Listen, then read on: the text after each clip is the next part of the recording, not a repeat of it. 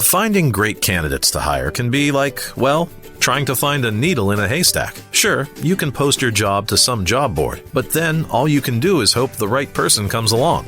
Which is why you should try ZipRecruiter for free at ZipRecruiter.com/zip.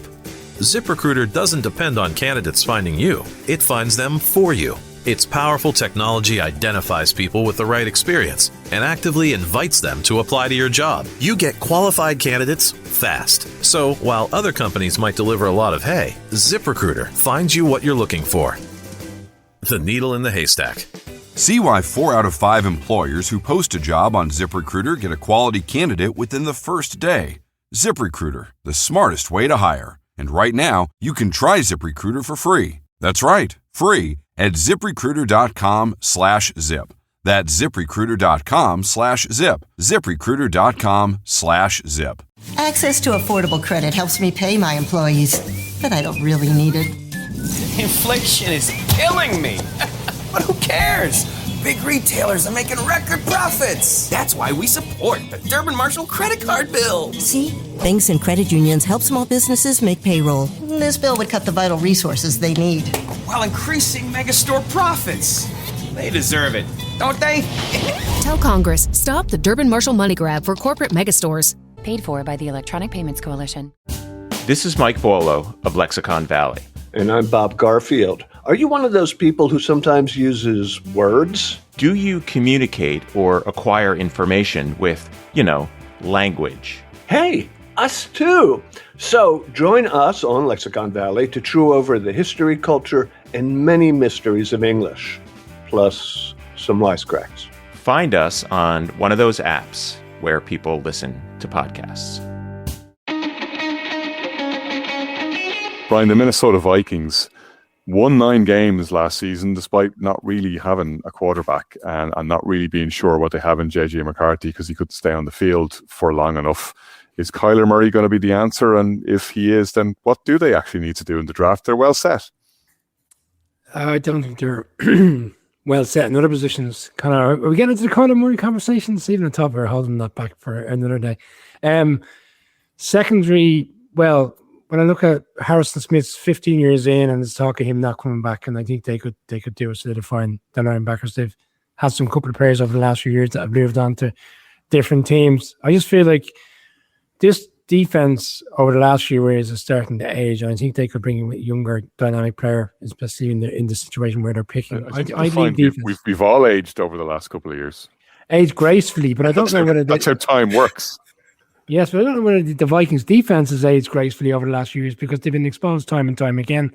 Conor, what's actually what I found over the last season and other games, they've been reliant on the offense to keep up scores in certain games. We've seen some of these high-scoring games, including the game against the Cardinals where Kyler Murray nearly pulled off the victory, where he went in and put huge numbers up. I think their defense is there to be got on. I think they need to solidify that, and I think a younger, dynamic player in the secondary or linebacker area would be the right place to go. But maybe Kevin O'Connell again, offensive mind, will see someone he wants to bring in. I think they're pretty much set on offense. I think they got a lot of good players. Aaron Jones is coming back. They probably need to get younger in the running back room, but that's probably a later round pick for me. But defense in this particular draft, first round anyway. When you mentioned the running back need, Kieran Boyle, that is one that does jump out to me that the Vikings might be keen on. You were saying earlier when we were discussing, I think it was when we were talking about the Packers, that there isn't necessarily a huge amount below Jeremiah Love. Well, I mean, compared to Jeremiah Love, he's a Saquon kind of, he's worthy of a top 5 pick. He's that good. There are very serviceable running backs that could go in the first round because teams need running backs, and I think the Vikings need a running back. I think Jones is on the downslide. He only had 3 touchdowns last year. I know he restructured the contract just to stay there, but I think they've got to have a better option to help him or even replace him at running back because you already have the question mark at quarterback. You don't need another complication of a question mark at running back too. And I think also wide receiver is a position they need help in too.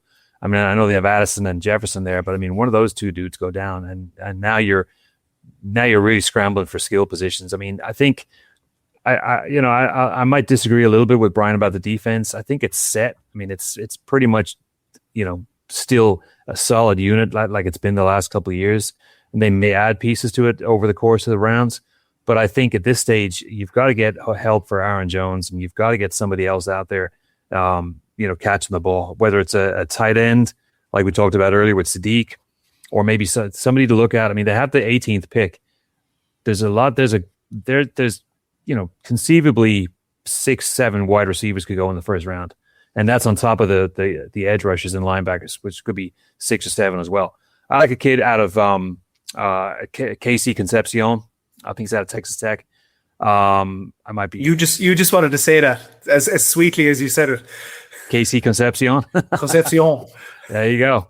No, he's a hell of a wide receiver. Not overly huge, but he's another slot option that they can put in there.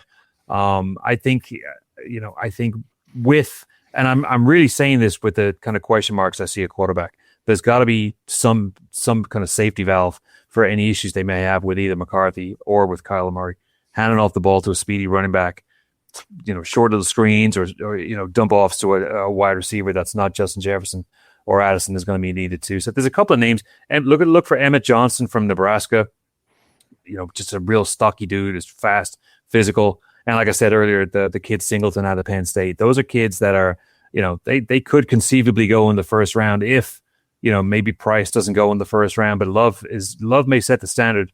Teams might be they might be start looking at the running back position and looking at their own teams and addressing that. But I think it's the offense. I mean, it ranked 28th at the end of the 2025 season, and Kevin O'Connell. This might be I don't want to say a long and tough year for him, but they've got to do better than 28th. I mean, passing offense ranked 24th, rushing was 23rd. So you need help there. You need weapons out there, and similar to a lot of teams, especially somebody like the Steelers, you've got to get additional offensive help, especially in the early rounds to set yourself apart from this very tough NFC North. Kieran Donovan, there is an argument for going in the other direction here. I'm gonna set it out as eloquently as I can, and that's that the template for winning the Super Bowl was set by the Seattle Seahawks most recently. And we always talk about how you got to solve for your own division first, and that's precisely what the Seahawks did. They knew they had Kyle Shanahan and Sean McVay in their division. They knew they had two of the most high-powered and creative offenses in the league that they're going to have to contend with. So they focused on shutting them down as their path to get through the division and to the playoffs and ultimately to the Super Bowl. That's kind of where the Vikings are playing right now, and that they, are well set up on the defensive side of the ball. And maybe that's where they need to double down on, based on the fact that they've got to go up against the Ben Johnson offense in Chicago that led them to the division last year, a Mike LaFleur offense in Green Bay that's hardly much worse than that. And what we've just talked about as being one of the best offenses and one of the most high-powered offenses and most talented offenses in the league, regardless of who your offensive coordinator is in Detroit. Yeah, is there some saying about coursing? I have no idea what the actual saying is, but the general gist of it is if you go after the two rabbits, you'll catch none. Something or two hares, you'll catch neither. So maybe you're onto something. Maybe you have to have be elite on one side of the ball and then shore up what you can on the other side. Not to say that the Seahawks didn't do an excellent job in addressing every need on offense as well. I think they were absolutely. They nailed it on both sides. But I'm looking at the defense and what they do need to shore up. I mean, they're losing Jonathan Allen, Javon Hargrave. They didn't get as much production as they would have liked out of Javon Hargrave. I'm delighted to say now that he's going to become a Green Bay Packer. But they may look along that defensive line and look to shore it up, get some help at linebacker. If they are to address offense, I mean, Kieran made a nice point about skill positions and what happens if one of the two wide receivers goes down. I'm looking at tight end and TJ Hawkinson, who has had his injury woes. I mean, if he goes out, I don't see much in terms of household names behind him at tight end, and I don't know what's out there in the draft. And Kieran may enlighten me as to whether there's a decent tight end worth taking in the first round for them. I agree on running back as well. I agree that Aaron Jones, as romantic a notion as I had a couple of weeks ago, to say it would be lovely if he came back to Green Bay. I think he has gone past the dynamic pass catching running back, which in his prime would have been an absolute really, really useful release valve for the likes of a Kyler Murray as well, a guy who could catch a dump off. I'm very excited to see where this Kyler Murray project goes. And as Brian said, that's probably a conversation for another day. But you might be onto something with shoring up the defense, but I do think they're going to have to add a little bit more on offense as well. Maybe look at potentially a Stephon Diggs or someone who may be a complement to the 1-2 at receiver as well. I can't ignore. I think, like, when you look across the division, I think the Lions, the Packers, and and to be fair, Conor, you make a good point. The Lions, the Packers, and the other team, Bears, the NFC North. The other team, and the Bears are dangerous on offense. So it is balancing. Do you try to keep up with that, or do you try to absolutely go all out and combat that? And it's an interesting one. Stupid sexy Flanders. It's the stupid sexy Flanders conundrum that the Vikings face in the NFC North. That completes our NFC North. Conor, before we close out, no, it doesn't. Sorry. No, it doesn't. I want to. Kieran is trying to speak into existence. He wants another Minnesota miracle, and he wants Stephon Diggs back in action in Minnesota. That's what's. There we go. I don't think anyone needs Stephon Diggs back in action in Minnesota, either on or off the field. But we leave that one there for now. Check out our other previews, pre-draft previews, wherever you get your podcasts. Access to affordable credit helps me pay my employees, but I don't really need it. Inflation is killing me. But who cares?